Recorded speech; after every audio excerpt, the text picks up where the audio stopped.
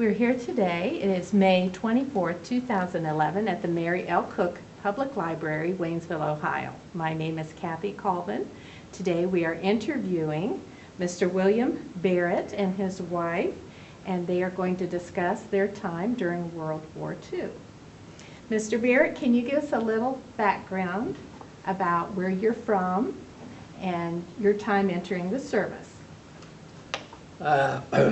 I'm from Beattyville, Kentucky, and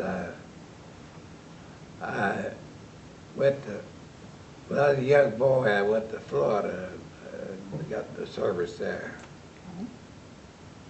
And you were in what branch? Navy. Navy. And do you remember what year that was? Early 43 or 42, I forget. It's December. 42. 43?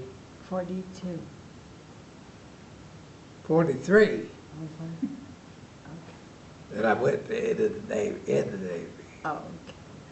Were I you, joined it. were you a high school graduate? How old were you? I was just a second. I didn't graduate. Okay. So you went into the service. You were drafted. Yes. Okay. And what base were you located at, naval base? Was it, what part of Florida? Where? What part of Florida were you entered into the service? Jacksonville. Okay. Jacksonville, Florida. And was there anything about your training that you'd like to share? Well, they sent us to Maryland to be trained. Okay. Bainbridge, Maryland. And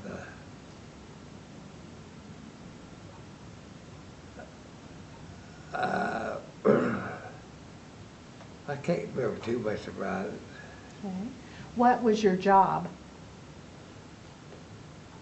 I was first started as a second seaman. Okay. That's the lowest you can get. I worked my way up at the third class petty officer. Okay. Were you on a certain ship? What ship were you on, or did you serve? I was in advanced bases most of the time, but I did get to serve on a aircraft carrier, Do you remember the Castle Bay, Okay. for 6 months or so. Okay. What were some of the highlights of your time in the service? What's some of the things you remember? I remember working hard loading boats and stuff, getting boats ready for the invasion of Europe, Okay. and getting all the stuff ready to go. And I can't think of much more. So did you spend most of your time there out of Florida? Do what? Most of your time was spent near Florida? Or did you ship away? You shipped away to England, correct? You went to Yeah, England? I went to Europe a couple Okay. of times. And were you there for a few months? Year or two. Okay. And I went to Pacific on a carrier. Okay. Went to Pacific training to New York and California. Traded to invade Japan. Okay. Were you involved in that invasion? It was over the time I got there. Okay. And But, go ahead. we started further troops out of Asia into the U.S. on a carrier. Okay. And, that's about all I remember. What happened in England? I met a girl, got married. Yeah, What part of England? Exeter, England. Okay. It's on the southwestern part of England. Okay. Right. The X River runs out there. We worked on the X River, Okay. floating the stuff down to the beaches. And was that getting ready for an invasion also there? Yeah, Europe, That would basically be Europe. D-Day. For D-Day? Yeah, So you were getting the supplies in? yeah. Okay. Were there a lot of U.S. troops there where you were? 3 or 4 million, I guess. Yes. Did you interact a lot with the British troops or other Allied troops? Yeah, I first got to Exeter. We had no place to stay, so we stayed at a British Marine barracks. Okay. And we got a place built. And, it was okay. And then how did you happen to meet your wife? I just had to see her, In town? yeah, in town. Actually, we went at a fair, Okay. and he was with his friend, I was with mine, and so they came over and talked, and the rest is history. Well, you tell us a little bit about yourself. What is your name and where you're from? I'm Muriel Barrett. I'm from Exeter, Devon, England. I was born in 1927. And what were you doing at the time when all of this was going on? I was a child more. When the war started, I was 9, and then 2 weeks after the war started, I was, of course, 10. I had my 10th birthday, and with this,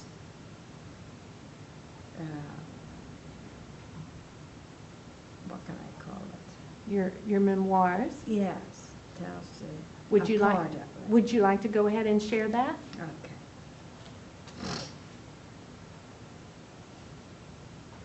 I used to talk to the children at schools, and so I'm thanking them for inviting me. Thank you very much for your invitation to speak to your grade about World War II. I did enjoy talking to all the grades for several years, and would be delighted to do so now for Trevor, that's my grandson. Trevor's grade, as I did for his father's. But I think Trevor has told you I'm disabled now and have a difficult time getting around. I did enjoy the question and answer periods with the children. Their genuine interest impressed me very much. As you can imagine, this was not a happy time in my life.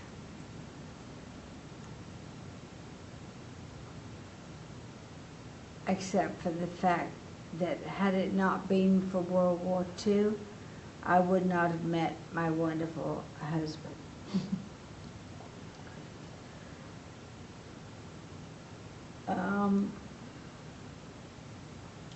Back in the middle 1930s, I remember listening on the radio with my parents to the speeches by Adolf Hitler coming from Germany. It's little known that his real name was Adolf Schicklgruber. He was born a Jew in Austria. Obviously, something in his life brought about his undying hatred for people of his own race. Hence the reason he changed his name and moved to Germany.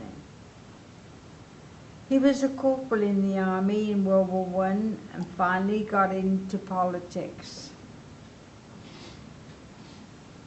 in the early 1930s. He became very friendly with Benito Mussolini of Italy, very pompous man who was nothing but a puppet to Hitler. He pulled the strings and Mussolini moved. The Italians surrendered not too long after the war started. Mussolini and his wife were captured by the Italian partisans and met a horrible death. There were rumors of possibly a war on the horizon. Every day the situation grew worse as Hitler and his cohort, Mussolini, were taking over continental Europe, one country after another. Eventually, England made a pact with Poland. If they were attacked, England would declare war against Germany. On September the 1st, 1939, Germany marched into Poland. On September the 3rd, 1939, England declared war on Germany. Thus, World War II began. Our tranquil lives were over. For 6 years, we were bombed, threatened with invasion, rationed, and we dreaded nighttime to come. Not only were we bombed at any time during the day, at night somehow it seemed so much worse. We knew that at night the enemy would return and give us another several hours of sleeplessness. With bombs falling and the continuous sound of machine gun fire coming from the dogfights from above. Dogfights was the name we gave to the fighting between our own planes and the Germans. Of course, we had to get up in the morning regardless and go to school. And we had to make sure we always carried our gas mask with us. We were under the threat of being gassed by the enemy, so if one forgot their gas mask, it could get them in trouble with the law.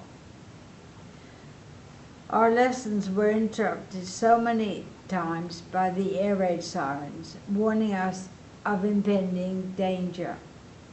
Every time we had a warning, we had to vacate the school and run to our allotted houses near the school, 6 children to each house.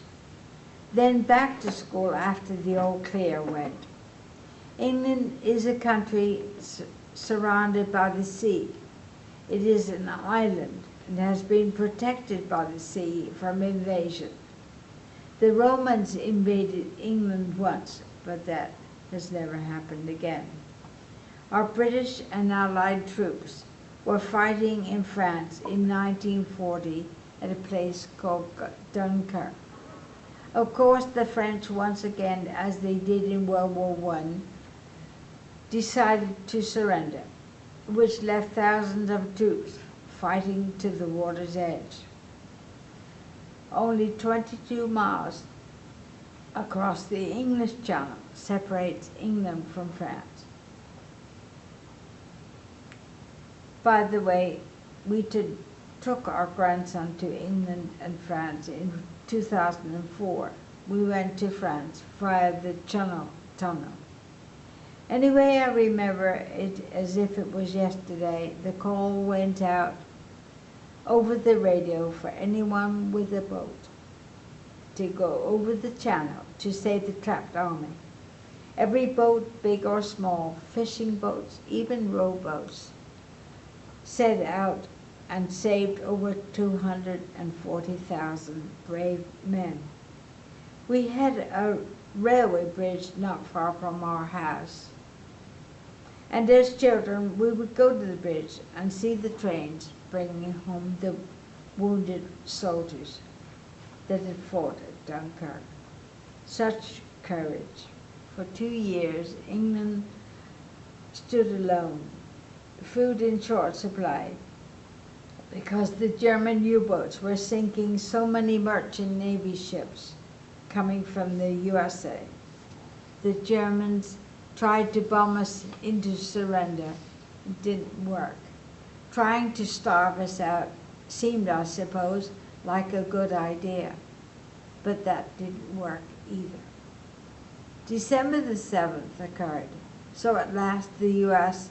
was forced, after being attacked by the Japanese, to join in the fight against the Axis powers, Germany, Japan, and Russia. England became an island full of servicemen from countries all over the world. Planes, tanks, trucks, and everything an army needs to put an end to all the tyranny and horrors of the war that had already been going on for 2 years. We had been rationed ever since the war began. Meat in particular was extremely in short supply. My mother and I had to stand in line very often. Getting an occasional Red Cross package from the U.S. was indeed very welcome when they made it safely across the Atlantic. At one point during the earlier years, our rations were, per person, per week, 2 eggs, 2.5 pieces of bacon, a quarter pound of butter, half a pound of margarine, and a half a pound of sugar. No white bread, only a coarse type of brown bread. It wasn't until about 1948 that we were able to find white bread once again on our store shelves. As then, there are today certain types of people around the world who want to try and take away from us our peaceful existence, our beliefs, our dreams.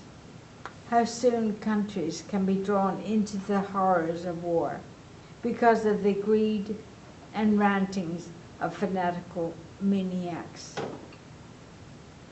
I was too young to be in this service. Had I been, I would have joined the Royal Navy. My brother was a sergeant major in the Royal Army, and he served in India and Burma fighting the Japanese. My sister was also in the Army. She was a teleprinter operator and plotted enemy planes. She happened to be on duty when Exeter, the capital city of Devonshire, where I was born, had our blitz. For 4 days we were bombed day and night, high explosives, incendiary firebombs, and landmines were dropped from parachutes. When operators like my sister were on duty and their home city was being attacked, they were taken off duty because it was too stressful for them. My city was very important, a great target to be bombed, as often as it was, because it was surrounded by airfields and army bases. So it would have been quite a victory had they been able to destroy everything. They hurt us in all the lives lost. I lost 2 cousins and the buildings and such, but they did not take away the courage and the determination to carry on. Sometimes, strangely enough, the Germans would name certain cities over the radio. Who could expect to be bombed? Our own authorities would advise us to leave the city and walk out into the fields, away from the congested areas. So we would walk along the roads carrying pillows and blankets and try to get a little sleep, lying under the hedges. In the morning dew would of course make everyone and everything very damp. Whenever I see the movies of World War II and people walking along the roads with belongings, you can imagine how it takes me back. We would watch the city being bombarded from a mile or so away, and being on fire and seeing the enemy planes caught in the searchlights. What a sight to behold. Speaking of searchlights reminds me of my own personal experience. One beautiful evening around 8 p.m. or so, I had been to the movies with my friend. She caught her bus to go home, and I caught my bus going in the opposite direction. Not a cloud in the sky and a big full moon. We used to call it a bomber's moon because everything on the ground could be seen so clearly from above. Upon getting off the bus, I started to walk along an open pathway, about 200 yards or so in length. On either side of the path were victory gardens where people grew their own vegetables. I had walked about 20 yards along the path when I heard a dreaded familiar sound. Over my right shoulder, the engines on German planes sounded much different than ours. The drone was slower and lower, and this one I knew was not one of ours. Evidently a plane had escaped the searchlights, as they did sometimes. It had no lights, and its right wing was tilted, ready to dive right in my direction. Naturally, my instinct was to start running. As soon as I did, I heard the rat-a-tat-tat of machine gun fire. I covered the rest of that path in no time short. Having been an old city truck team member, I never knew whether that helped me or not. I tend to think someone up there loved me and watched over me. It wasn't my time to go.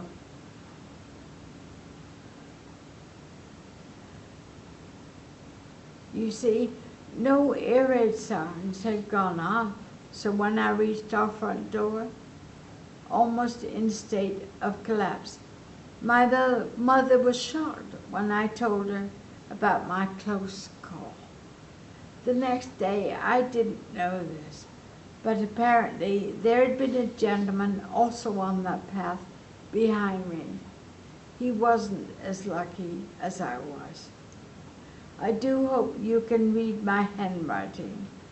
I would say to the children, honor your parents, stay in school, respect your teachers, make goals in your life, grab on to the brass ring on the merry-go-round of life and never let go. You can achieve anything you want to if you put your heart into it and thank the Lord for living in a free country. Respectfully, Trevor's nanny, Uriel A. Barret. And then you had something to add? Yes.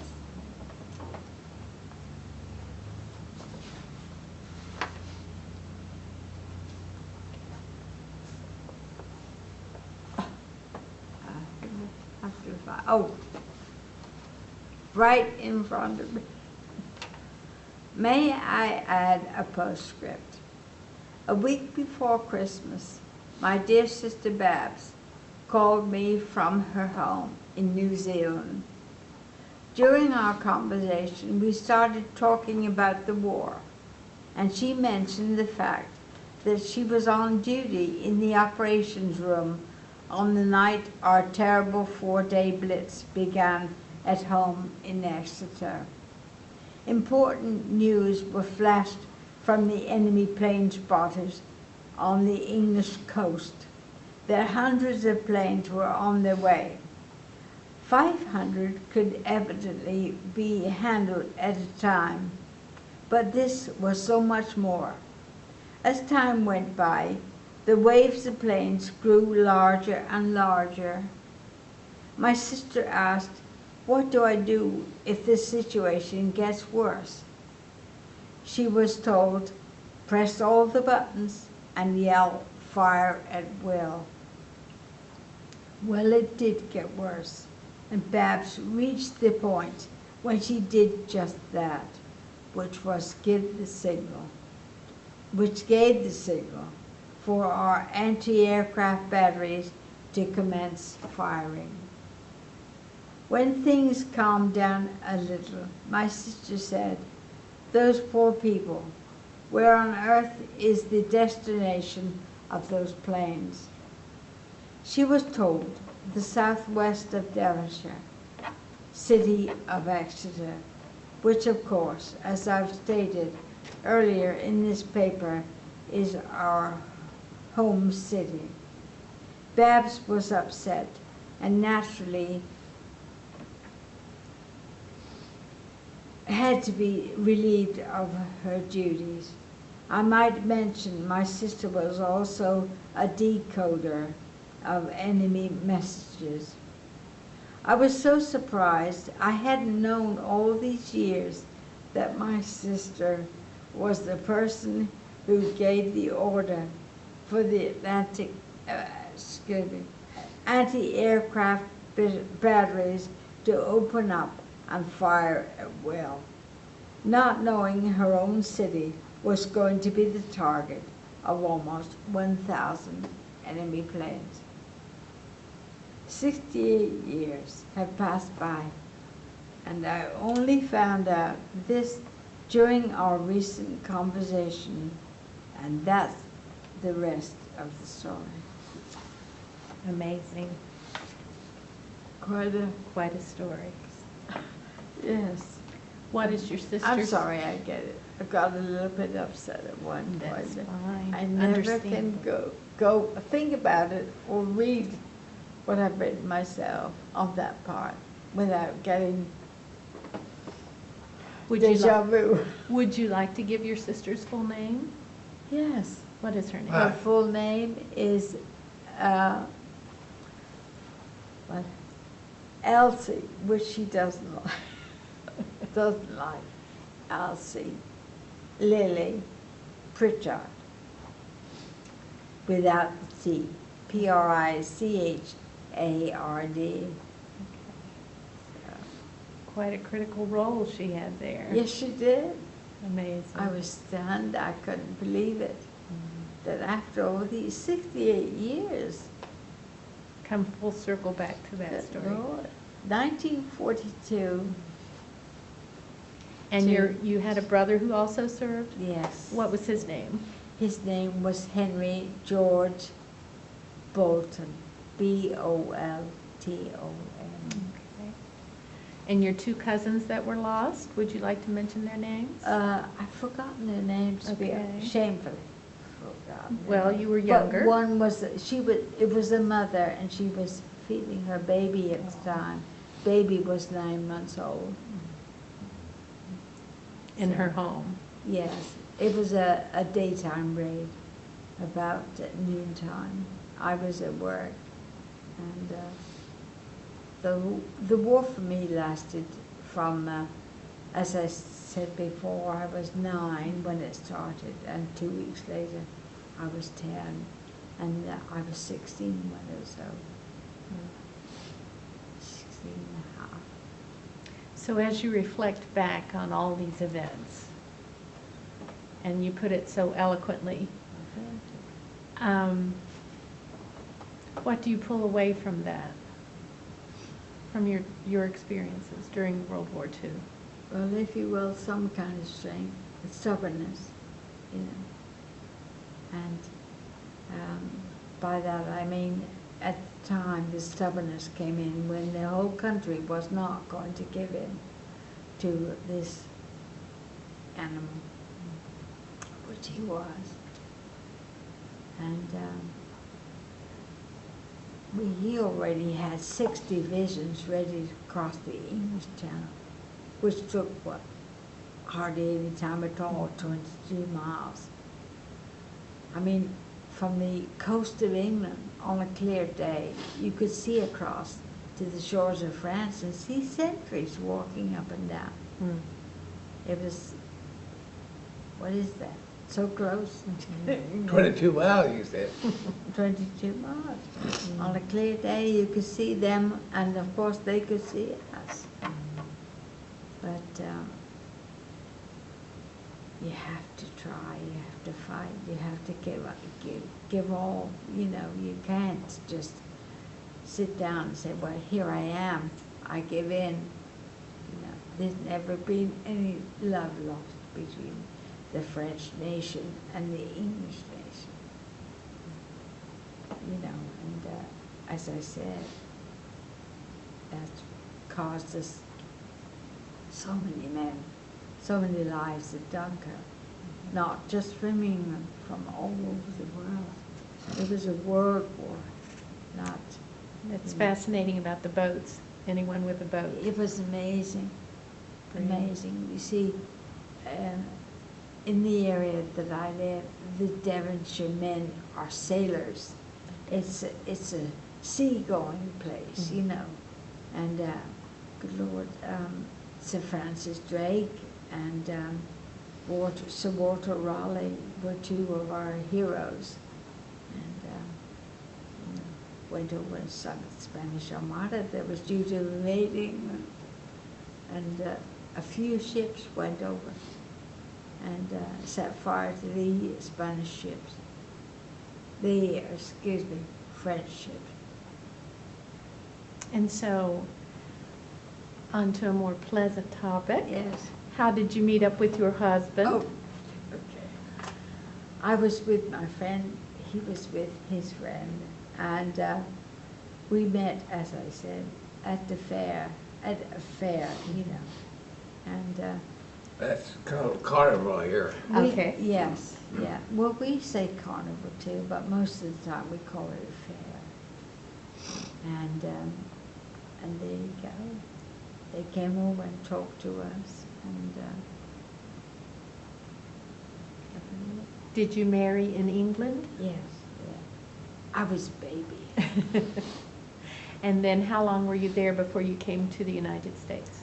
Well, when World War II ended that day, May the 5th or 7th, was it? 6, yeah. 5th, 6th, or 7th. It was kind of a bittersweet time for me, because by that time I was pregnant, you know, with our first child. And what I mean by bittersweet was, thank God the war is over. We can sleep, you know. You know, it took a long time to get used to the idea of sleeping and not being disturbed by the Rockets and stuff. terrible. And so we,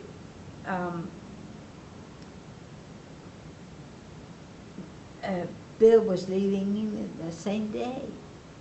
So he was leaving England, and the war was over, so that's what I mean by bittersweet, you know. And when he left England, the submarines came up and surrendered, didn't they? The U-boats came up, or popping up all over the place, surrendering to them. And So you were separated for a while. yes, and then Bill came back to England in 1950. And our daughter was almost 4 years old before she met her father for the first time. Then you stayed until 51. No. Korean War. Yeah, he left again. And so then he came back again. He must have come back earlier than 50, 49, because when he didn't stay long, and when he left, I was pregnant again with our second child, Wayne. By the way, all our children's names start with a W. What are your children's names? Wanda, Wayne, Juanita, Warren, Wendy, Wade, William, and Ray. Read about Naomi. Huh? And don't forget about Noah. Oh, right, Michael. That's why I'm here. Wade, after Wade was Noel. Okay. WnyokA. Right. And then Timothy, or William. We called him William, but Timothy is his middle name. He uses the name Tim. Okay. He's still Timothy to me. He's one of my babies. So how many children did you have? 9. 9. Yes. So you were in the Korean War also? I didn't go over to Korea, I just got called Served. back to, He was in the reserve Reserve. and got called back. Yeah. And then were you out of Florida then? yeah, Were you from Florida then also? You served in Florida or? no, I lived in Ohio at the time. Okay. Dayton, And that's where you served from, or where did you have to go? where? When it was the Korean conflict, where did you have to go? I just had to be ready to go Okay. anywhere they wanted me. Okay. They did call me. Okay. And then you got out after that? Well, when it's over, I could still be in, but, I'd be off Right. call. Okay. So you served in the reserves for a while. Yeah, I How went many back to years? England. Several years. Okay. And then when did you finally move to the United States? Well, Bill came back to England, worked in England for 6 years or 7 years. And then we all came over, 3 children, Okay. Wanda, Wayne, and Mita, and Bill and I, in 1956. We landed in New York, October the 2nd, 1956. And where did you make your home? First, we lived South Lebanon. south of Lebanon for about a year. Okay. Then we moved to Dayton. Did you have work in Dayton? You worked in Dayton? NCR. Yeah. NCR? Okay. So you've been in this area a long time? Oh, Yeah, Okay. I was in this area before.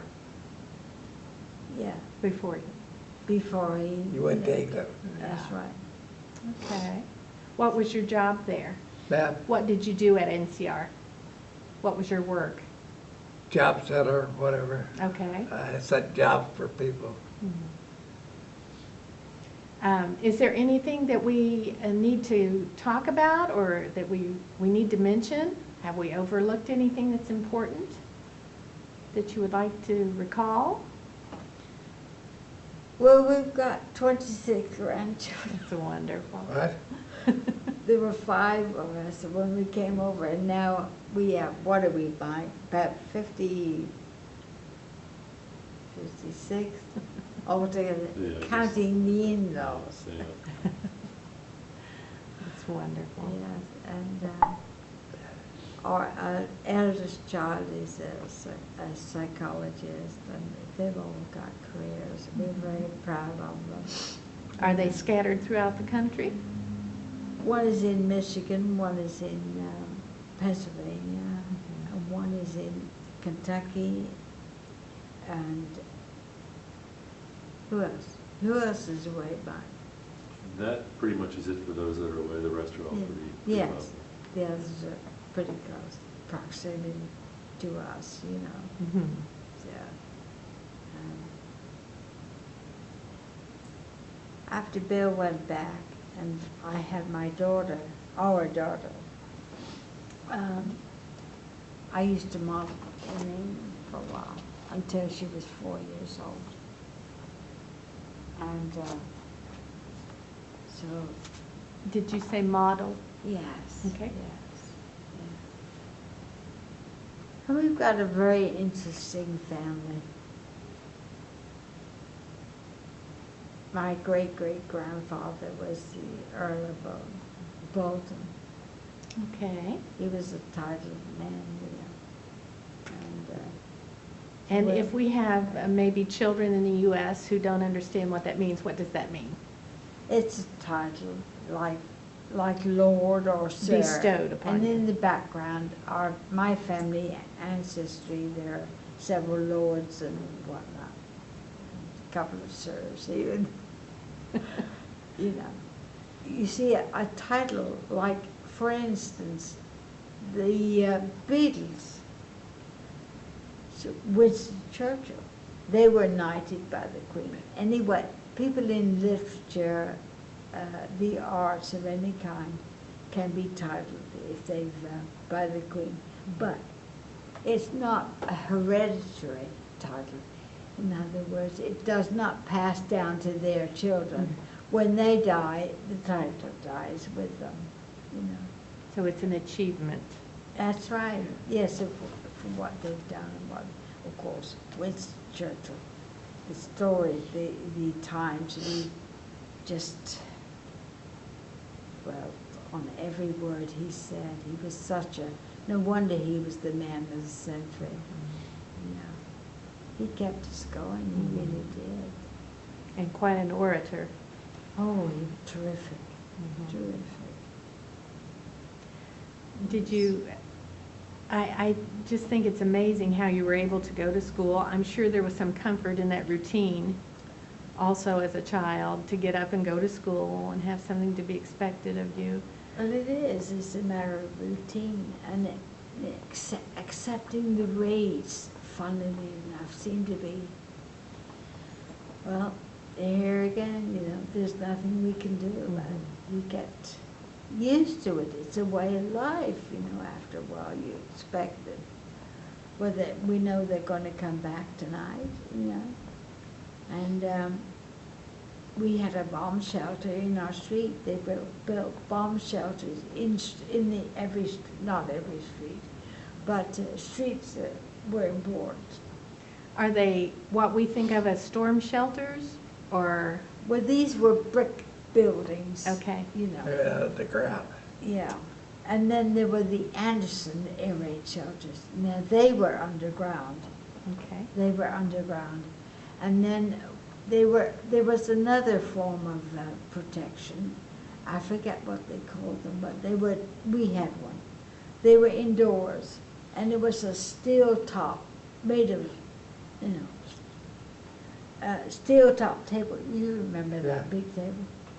That's And like it- a big table with It had steel. mesh all the way around it, Mm. and a mattress inside, and Mhm. all of steel. And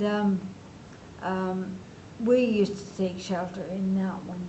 My mother and I were the only two left in our family.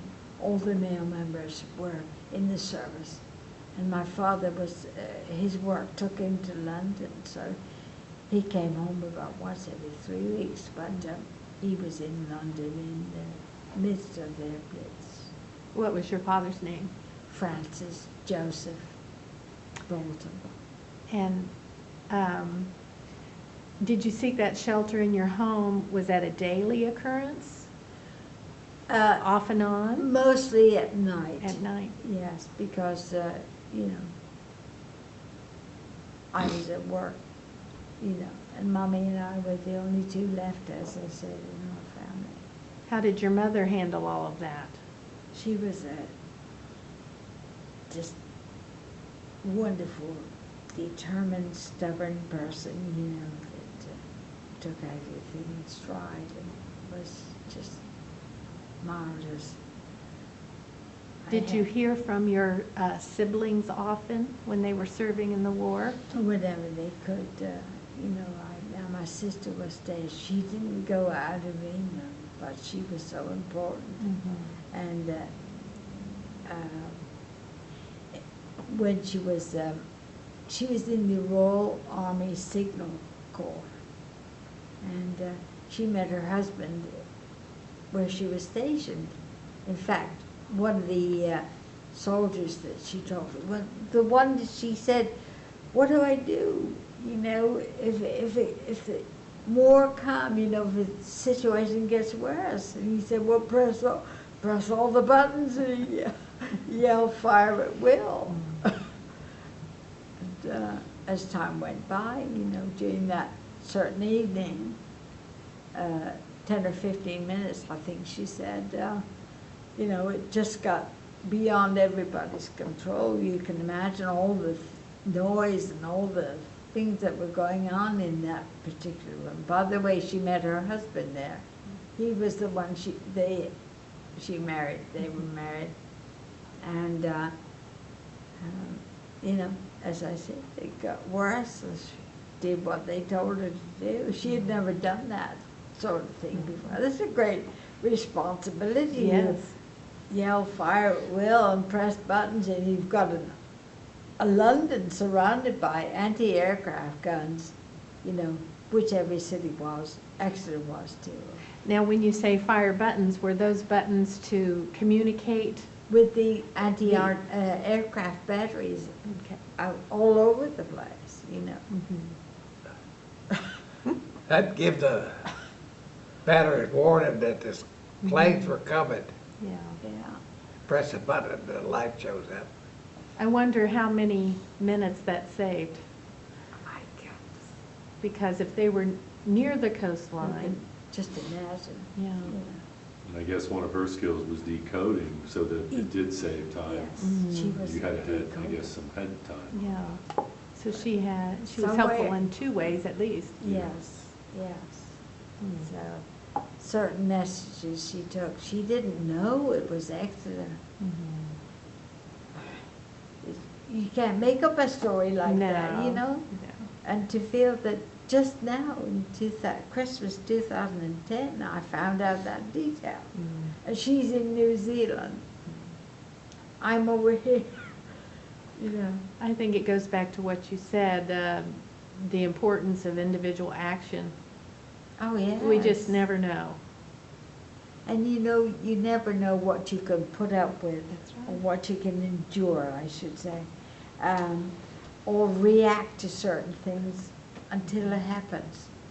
And then you either fold up completely, or you say, I'm not gonna, you know, I'm gonna do something, I'm not gonna give in.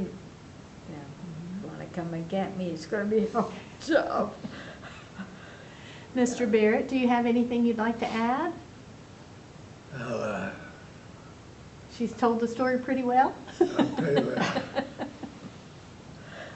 We've been to 29 different countries since we retired. And went to Berlin and saw, didn't see, it's underground, the bunker where Hitler stayed safe, where he committed suicide, and in Berlin. And so we've seen the areas that had the ghettos in Poland and all the other countries we've been to. But the Berlin Wall surprised me. Is that right? Huh? It's thick of a brick. There's the thickness of a brick. You were expecting much more? Yes. You know? And I've got a little piece of you're not supposed to pick up anything, you know. We were in New Zealand and went to the top of one of the volcanoes, which had been dormant for 600 years. And so I picked up a little of the, lava had all dried up. So.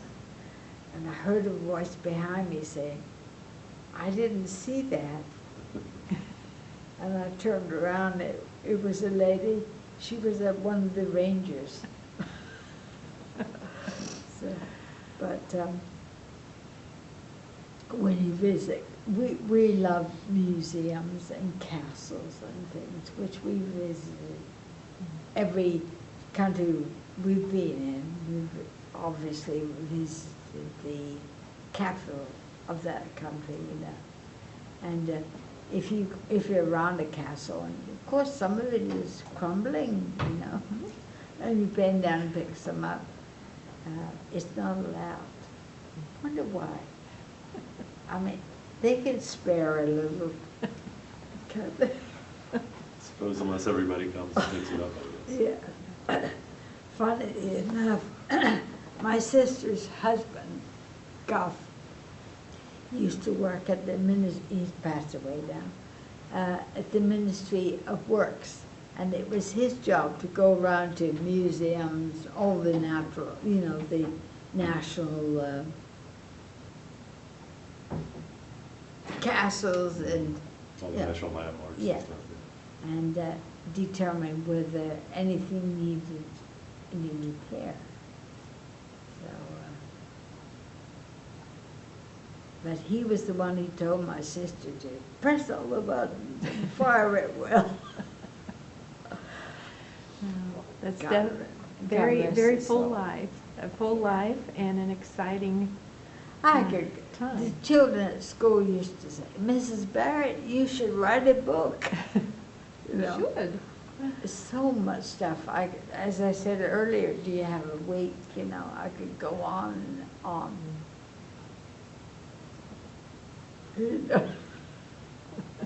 Talk too much sometimes, don't I?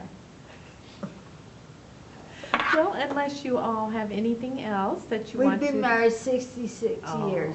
Congratulations, it's wonderful. But unless you have anything else to add, I think we are about at the end of our time. About that is. And so we will conclude. I'm We thank you sorry, both very I've much. talked your head off. No, this is what this is for. That's exactly what. Yes, and we appreciate you coming in so much. So thank you very much. Well, thank you for having us.